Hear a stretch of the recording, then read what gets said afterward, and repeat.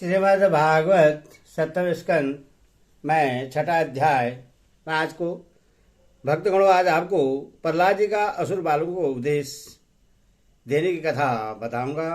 आप इसको ध्यानपूर्वक सुने और इस चैनल को लाइक करें, सब्सक्राइब जरूर कर दें। आपका कल्याण हो। कथा सुनिए। प्रहलाद जी ने कहा, मित्रों, इस संसार में मनुष्य जन्म बड़ा दुर्लभ है। इसके द्वारा अविनाशी परमात्मा की प्राप्ति हो सकती है, परंतु पता नहीं कब इसका अंत हो जाए। इसीलिए बुद्धिमान पुरुष को बुढ़ापे या जवानी के भरोसे न रहकर बचपन में ही भगवान की प्राप्ति कराने वाले साधनों का अनुष्ठान कर लेना चाहिए। इस मनुष्य जन्म में श्री भगवान के चरणों की शरण लेना ही जीवन की एकमात्र सफलता है, क्योंकि भगवान समस्त प्राणियों के स्वामी, सुहृदय, प्रियतम और आत्मा है। भाइयों, इंद्रियों से जो सुख भोगा जाता है वह तो जीव चाहे जिस योनि में रहे पारबंध के अनुसार सर्वस्त्र वैसा ही मिलता रहता है। जैसे बिना किसी प्रकार का प्रयत्न किए निवारण करने पर ही दुख मिलता है। इसीलिए सांसारिक सुख के उद्देश्य से प्रयत्न करने की कोई आवश्यकता नहीं है, क्योंकि स्वयं मिलने वाली वस्तु के लिए परिश्रम करना आयु और शक्ति को व्यर्थ गंवाना है। जो इनमें उलझ जाता है उन्हें भगवान की परम कल्याण स्वरूप चरण कमलों की प्राप्ति नहीं होती। हमारे सिर पर अनेकों प्रकार के भय सवार रहते हैं।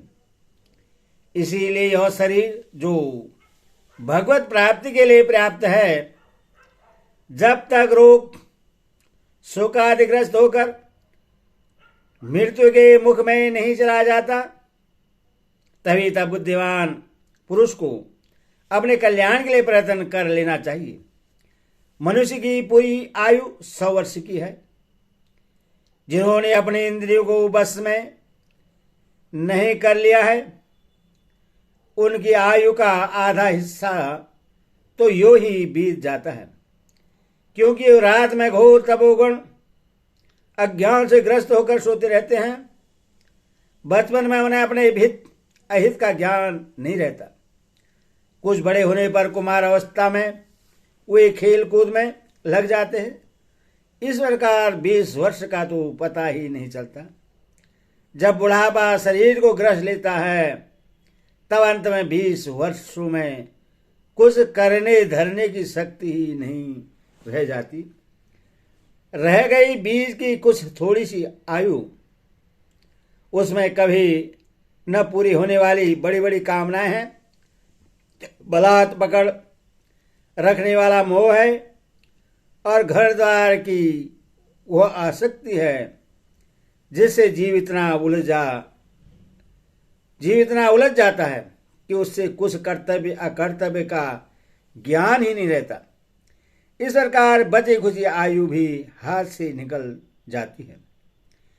दैत्य बालकों, जिसकी इंद्रियां बस में नहीं हैं, ऐसा कौन सा पुरुष होगा जो घर गृहस्थी में आसक्त और माया ममता की मजबूत फांसी में फंसे हुए अपने आप को उससे छुड़ाने का साहस कर सके, जिसे चोर, सेवक एवं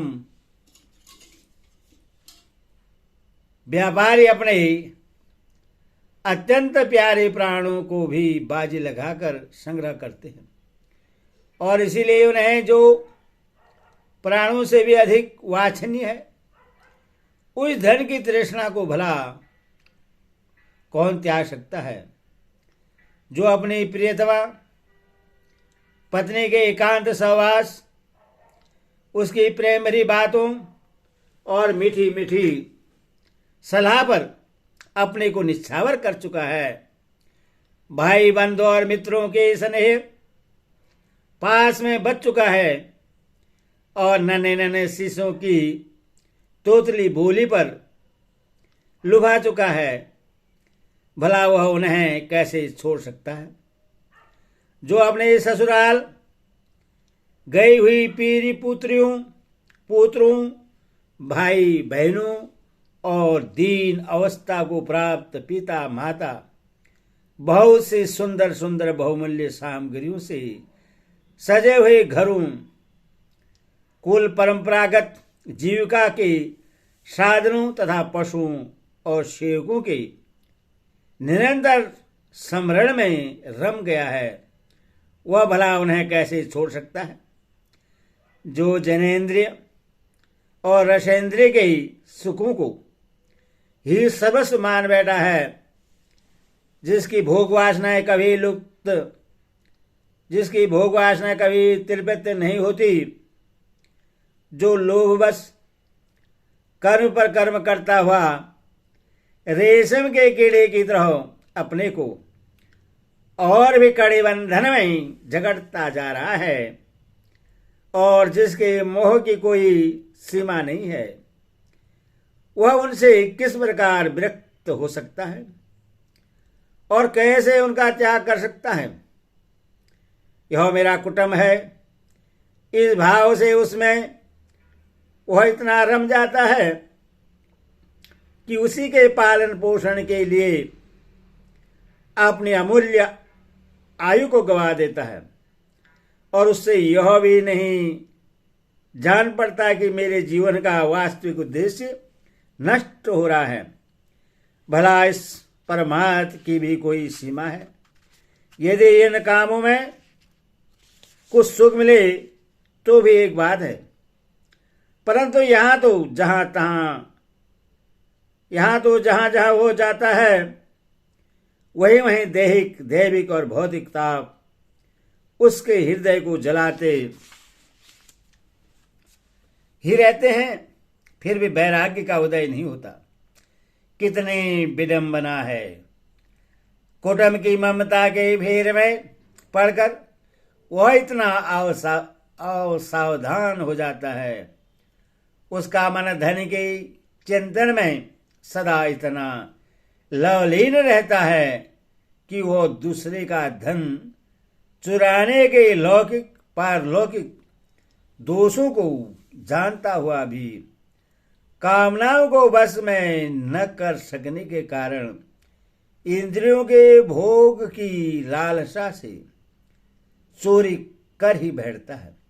भाइयों, जो इस प्रकार अपने कुटुंबियों के पेट पालने में ही लगा रहता है, कभी भगवत भजन नहीं करता, वह विद्वान हो तो भी उससे परमात्मा की प्राप्ति नहीं हो सकती, क्योंकि अपने पराये का भेद भाव रहने के कारण उससे भी अज्ञानी के समान ही तमः प्रधान गति प्राप्त होती है।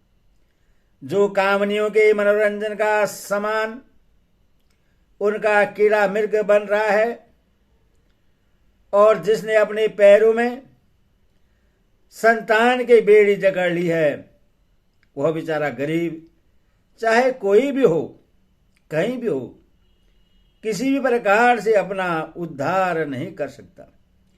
इसीलिए भाइयों, तुम लोग विषासक्त दैत्यों का संग दूर से ही छोड़ दो और आदिदेव भगवान नारायण की शरण ग्रहण करो, क्योंकि जिन्होंने संसार की आसक्ति छोड़ दी है, उन महात्माओं के वे ही परम प्रियतम और परम गति हैं। मित्रों, भगवान को प्रश्न करने के लिए कोई बहुत परिश्रम या प्रयत्न नहीं करना पड़ता, क्योंकि वे समस्त प्राणियों की आत्मा हैं और सर्वत्र सबकी सत्ता के रूप में स्वयं सिद्ध वस्तु है। ब्रह्मा से लेकर तिनके तक छोटे बड़े समस्त प्राणियों में, पंचभूतों से बनी हुई वस्तु में, पंचभूतों में, सूक्ष्म तन्मात्राओं में, महत्त्व में, तीनों गुणों में और गुणों की साम्यावस्था प्रकृति में एक ही अविनाशी परमात्मा विराजमान है। वही समस्त सौंदर्य, मायुर्द और ऐश्वर्य की खान है। वही अंतर्यामी दृष्टा के रूप में है और वही दृश्य जगत के रूप में भी है। सर्वदा अनवर्चन्य तथा विकल्प रहित होने पर भी दृष्टा दृश्य व्यापक और व्याप्त और व्यापक के रूप में उनका निर्वर्चन किया जाता है। वस्तुतः उनमें एक भी विकल्प नहीं है। वे केवल अनुभव स्वरूप, आनंद स्वरूप एकमात्र परमेश्वर ही हैं। गुणमयी सृष्टि करने वाली माया के द्वारा ही उनका ऐश्वर्य छिप रहा है। इसके निवृत्त होते ही उनके दर्शन हो जाते हैं। इसीलिए तुम लोग अपनी दैंत्यपने का, आसुरी संपत्ति का त्याग करके समस्त प्राणी पर दया करो, प्रेम से उनकी भलाई करो। इसी से भगवान प्रश्न होते हैं। आदि नारायण अनंत भगवान के प्रश्न हो जाने पर ऐसी कौन सी वस्तु है जो नहीं मिल जाती। लोक और परलोक के लिए जिन धर्म, अर्थ आदि की आवश्यकता बतलाई जाती है, वे तो गुणों के परिणाम से बिना प्रयास के स्वयं ही मिलने वाले हैं।